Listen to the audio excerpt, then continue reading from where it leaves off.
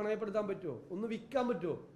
ഒരു പണയപ്പെടുത്താൻ പോലും ഭൂമിക്ക് പറ്റാത്ത തരത്തിൽ എയർപോർട്ടിൻ്റെ ഭൂമിയാണെങ്കിലും ഈ ഭൂമിയാണെങ്കിലും എയർപോർട്ട് റോഡിൻ്റെ ഭൂമിയാണെങ്കിലും ഇതെല്ലാം ഒരു ഗവൺമെൻറ്റിൻ്റെ സാന്നിധ്യമില്ല.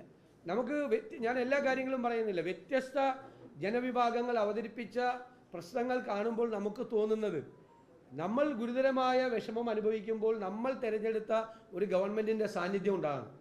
ദൗർഭാഗ്യവശാൽ അതില്ല. സർക്കാരില്ലായ്മയാണ് യഥാർത്ഥത്തിൽ നമുക്ക് ദൃശ്യമാകുന്ന കാര്യം. പിന്നെ ഖജനാവിലെ പണമില്ലായ്മയും. ഇത് രണ്ടും വളരെ എവിഡൻ്റാണ്. ആളുകൾ വന്ന് അവരുടെ സങ്കടങ്ങൾ പറയുമ്പോൾ വർഷങ്ങളായി നിരന്തരമായി പരാതികൾ കൊടുത്ത്, ഇത് മുഖ്യമന്ത്രിയുടെ ജില്ല കൂടിയാണ്, ആ ജില്ലയിലെ പ്രശ്നങ്ങൾക്ക് പോലും ശാശ്വതമായ പരിഹാരം കണ്ടെത്താൻ വേണ്ടിയിട്ടുള്ള ഒരു ഇടപെടൽ ഒരു സർക്കാരിൻ്റെ ഭാഗത്ത് നിന്ന് ഉണ്ടായിട്ടില്ല. സർക്കാരില്ലായ്മ ഇവിടെ പ്രകടമാകുന്നു എന്നാണ് സൂചിപ്പിക്കാനുള്ളത്. പുതുയുഗ യാത്രയുടെ ഭാഗമായി കേരളത്തെ സംബന്ധിക്കുന്ന നിരവധി പരിപാടികൾ അടുത്ത ദിവസങ്ങൾ ഉള്ളിൽ കോഴിക്കോട് ഞങ്ങളുടെ ഹെൽത്ത് വിഷൻ ഡോക്യുമെൻ്റ് അവതരിപ്പിക്കും.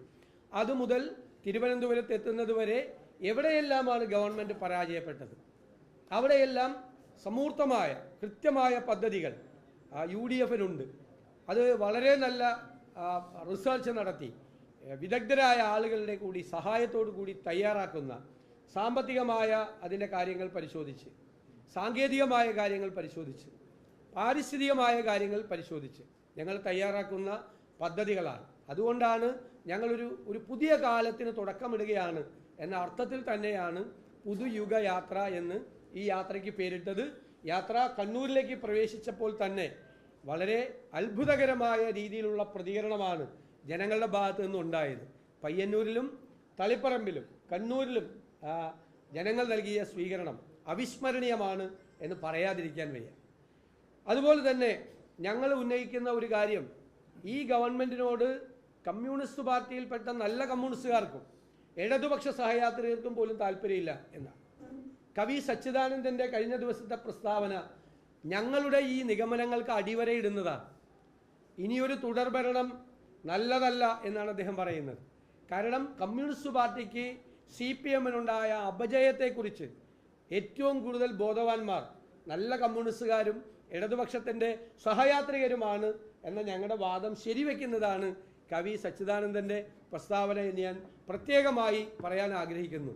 അതാണ് മൂഡ്.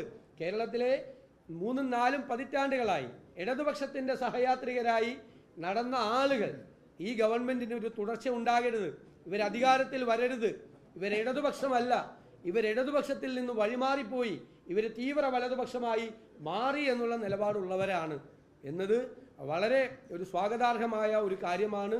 കേരളത്തിലെ ജനങ്ങളുടെ ഒരു പൊതുവികാരം ആണ് ഈ ഇടതുപക്ഷ സഹയാത്രികരായിട്ടുള്ള ആളുകൾ പങ്കുവച്ചിരിക്കുന്നത് എന്നുകൂടി പ്രത്യേകം പരാമർശിക്കാൻ ഞാൻ ആഗ്രഹിക്കുന്നു.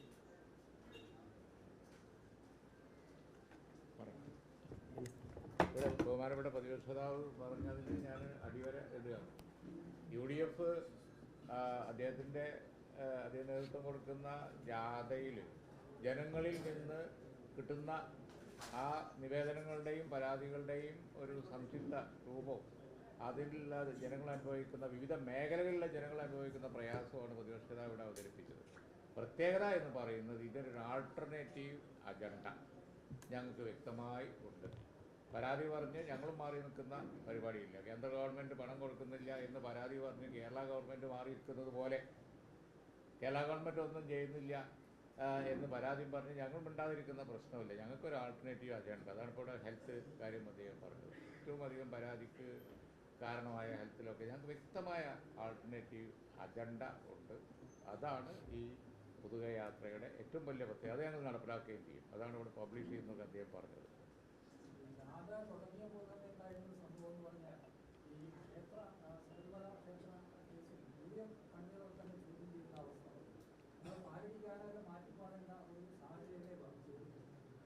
എന്തടിസ്ഥാനത്തിലാണ് UDF കൺവീനറെ ചോദ്യം ചെയ്തത്?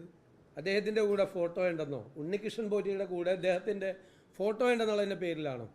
ഞങ്ങൾക്കൊരു വിരോധമില്ല അടൂർ പ്രകാശൻ ചോദ്യം ചെയ്ത്. ഫോട്ടോയുള്ള പിണറായി വിജയനെ കൂടി ചോദ്യം ചെയ്താൽ മതി. ഉണ്ണികൃഷ്ണൻ പോറ്റിയുടെ കൂടെ ഉണ്ണികൃഷ്ണൻ പോറ്റിയുടെ ഈ കളവ് പുറത്തു വരുന്നതിന് മുമ്പ് ഉള്ള ഫോട്ടോ ഉള്ള എല്ലാവരെയും ചോദ്യം ചെയ്യണമെങ്കിൽ ഒരു വിരോധമില്ല. പിണറായി വിജയൻ്റെ കൂടെ അദ്ദേഹത്തിൻ്റെ പടമുണ്ട്, ചോദ്യം ചെയ്തോട്ടെ. അല്ലാതെ ഞാൻ ചോദിക്കട്ടെ, 3 CPM നേതാക്കന്മാർ ജയിലിൽ കിടക്കുകയാണ് അയ്യപ്പൻ്റെ സ്വർണം കവർന്നതിന്. ആണല്ലോ ഒരു നടപടിയെടുത്തില്ല. ഇവിടെ പയ്യന്നൂരിൽ ധനരാജിൻ്റെ രക്തസാക്ഷി ഫണ്ട് പാർട്ടിയുടെ MLA അടക്കമുള്ള നേതാക്കൾ തട്ടിയെടുത്തു എന്ന ആരോപണം ഉന്നയിച്ച പാർട്ടി ജില്ലാ കമ്മിറ്റി അംഗത്തിനെതിരെ നടപടിയെടുത്തു. തട്ടിപ്പ് നടത്തി എന്ന് ചൂണ്ടിക്കാണിച്ച ആൾക്കെതിരെ നടപടിയെടുത്തു. തട്ടിപ്പ് നടത്തി ജയിലിൽ കിടക്കുന്ന ആളുകൾക്കെതിരെ നടപടിയില്ല. ഇതെന്തൊരു പാർട്ടിയാണ്, എന്തൊരു പാർട്ടിയാണ്? അത് ഞങ്ങൾ പറഞ്ഞല്ലോ, SITയുടെ മീതെ സർക്കാർ സമ്മർദ്ദം ചെലുത്തുകയാണ്. എത്ര പ്രാവശ്യം വേണമെങ്കിലും മൊഴിയെടുത്തോട്ടെ, അവർക്ക് പറയാനുള്ള കാര്യങ്ങൾ പറയും. 2019 ഈ കളവ് നടന്നത്. ആണല്ലോ, അന്ന് പിണറായി വിജയനാണ് കേരളത്തിലെ മുഖ്യമന്ത്രി, LDF ഭരണമാണ്.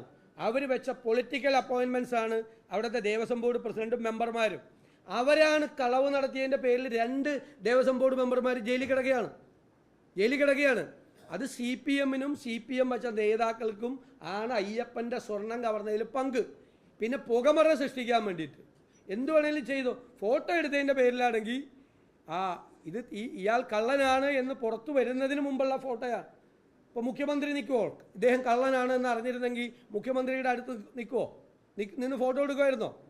അതുപോലെ തന്നെ ഇയാൾ കള്ളനാണെന്ന് അറിയില്ല, അദ്ദേഹത്തിൻ്റെ ലോകസഭാ സീറ്റിൽപ്പെട്ട ഒരാളാണ്, ഒരു വോട്ടറാണ്, അത്രയേ ഉള്ളൂ. അതിൻ്റെ അപ്പുറത്തേക്ക് ഒന്നുമില്ല. എന്നിട്ട് പുകമുറ ഉണ്ടാക്കി കുറേ സോഷ്യൽ മീഡിയയിൽ കൂടി പ്രചരണം നടത്തിയാൽ CPM പെട്ടിരിക്കുന്ന ഈ അബദ്ധത്തിൽ നിന്ന് രക്ഷപ്പെടാമെന്ന് കരുതണ്ട. സ്വർണം കട്ടത് ആരാണ് എന്ന് കേരളത്തിലെ ജനങ്ങൾക്കറിയാം. അതിനാണ് 3 CPM നേതാക്കൾ ജയിലിൽ കിടക്കുന്നത്.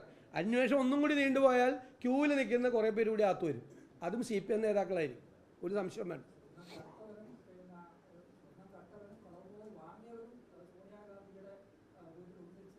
അല്ല, സ്വർണം കട്ടവൻ പിണറായി വിജയൻ്റെ കൂടെ നിൽക്കുന്നുണ്ടല്ലോ. പിണറായി വിജയൻ്റെ കൂടെ നിൽക്കുന്നുണ്ടല്ലോ.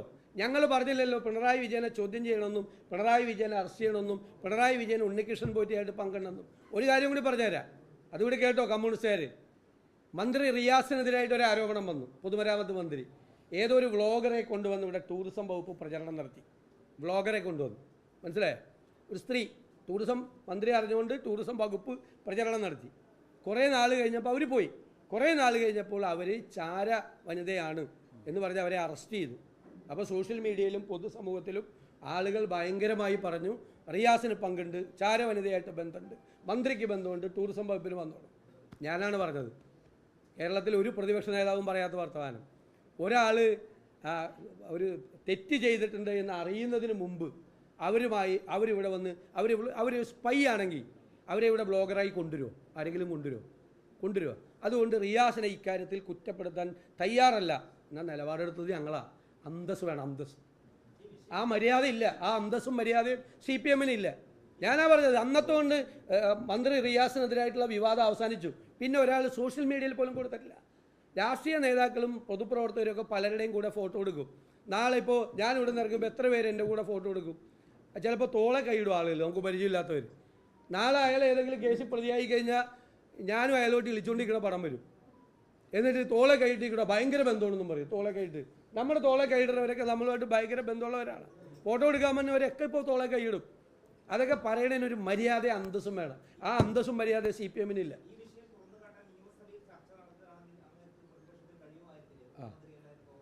അപ്പോൾ ആ തിരുവഞ്ചൂർ രാധാകൃഷ്ണൻ ഒരു നോട്ടീസ് കൊടുത്തിട്ടുണ്ടായല്ലോ. അന്ന് അനുമതി തന്നില്ലല്ലോ. അനുമതി തന്നില്ല. ഗവൺമെൻറ്റും തന്നില്ല, മുഖ്യമന്ത്രിയും തന്നില്ല, സ്പീക്കറും തന്നില്ല. എന്നിട്ട് പുറത്ത് വന്നിട്ട് ഇത് പറയാണ് ചർച്ച നടത്താൻ അവസരം തരുമായിരുന്നു, തന്നില്ലെന്ന്. നോട്ടീസ് കൊടുത്തിട്ട് തന്നില്ല. പിന്നെ അവരുടെ സൗകര്യത്തിന് തന്നാൽ പോരല്ലോ. പിന്നെ ഞങ്ങൾ ഡിമാൻഡ് വെച്ചല്ലോ. ഈ ദേവസ്വം മന്ത്രി രാജിവെക്കണമെന്നാണ് ഞങ്ങളുടെ ഡിമാൻഡ്. എന്താ കാര്യം?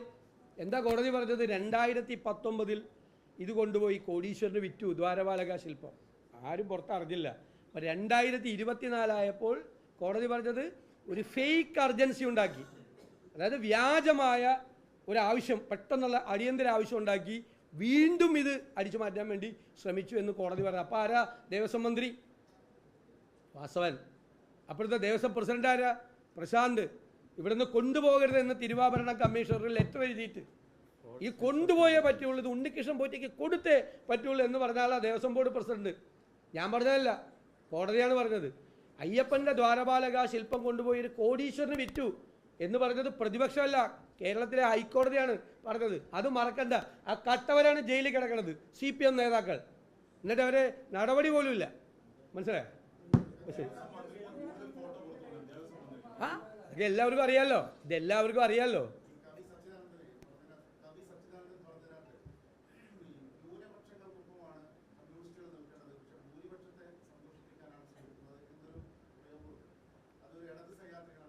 അല്ല, അതിൻ്റെ ഇതെന്ന് പറഞ്ഞു കഴിഞ്ഞാൽ നമ്മളൊരു പൊതുവികാരം, ന്യൂനപക്ഷങ്ങൾക്ക് ഒരു ഇൻസെക്യൂരിറ്റി ഉണ്ട്, പ്രത്യേകിച്ച് ഇന്നത്തെ ഇന്ത്യൻ രാഷ്ട്രീയ സാഹചര്യത്തിൽ അവർക്കൊരു അരക്ഷിത ബോധമുണ്ട്. അപ്പോൾ അവരെ പണ്ഡിറ്റ് ജവഹർലാൽ നെഹ്റു തൊട്ട് പറഞ്ഞിട്ടുള്ള കാര്യങ്ങളാണ്. അവരെ കണ്ണിലെ കൃഷ്ണമണി പോലെ നോക്കണം, അവരെ പ്രൊട്ടക്റ്റ് ചെയ്യണം, അവർക്ക് ആ ഇൻസെക്യൂരിറ്റി ഉണ്ടാകാൻ പാടില്ല എന്നാണ്. കേരളത്തിലെ CPM ഞങ്ങൾ പറഞ്ഞല്ലോ, ഭൂരിപക്ഷ പ്രീണനവും സൗകര്യം പോലെ ന്യൂനപക്ഷ പ്രീണനവും. പാർലമെൻറ്റ് തിരഞ്ഞെടുപ്പ് കാലത്ത് ന്യൂനപക്ഷ പ്രീണനം, അത് കഴിഞ്ഞപ്പോൾ ഭൂരിപക്ഷ പ്രീണനം. ഇപ്പം ലോക്കൽ ബോഡി കഴിഞ്ഞപ്പോൾ രണ്ടുമില്ല, മൊത്തം കൺഫ്യൂഷനാണ്. ആരെ പ്രീണിപ്പിക്കണം എന്നുള്ള കൺഫ്യൂഷനാണ്. ഇതാണ് നിലനിൽക്കുന്നത്. ഇത് അവരുടെ കൂടെ നടക്കുന്നവർക്ക് ബോധ്യമുണ്ട്.